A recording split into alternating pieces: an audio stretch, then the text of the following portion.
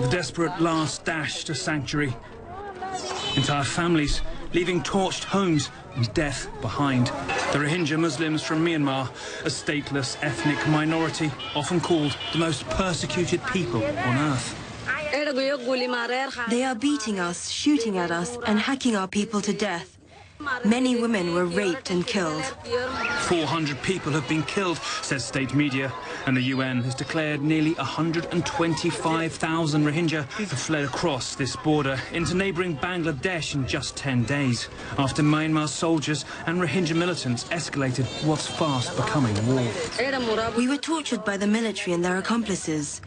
We had to flee to save our lives. Last Friday, the military killed 5 people in our area. One of them was my son. They were tortured to death. Our houses were set on fire. We lost everything there. We can't verify their stories ourselves, and the office of Myanmar's de facto leader, Aung San Suu Kyi, didn't reply to a request for comment.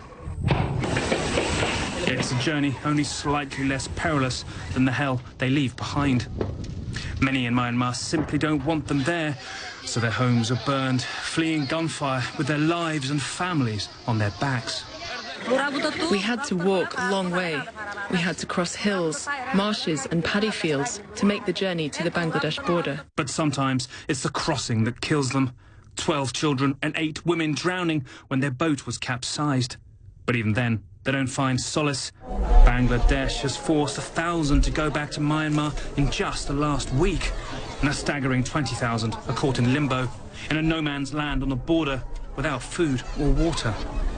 Myanmar has for years been unfriendly to the Rohingya, but the explosion of violence comes from Myanmar soldiers doing what they say are clearance operations against, quote, extremist terrorists, who they blame for attacking other ethnicities.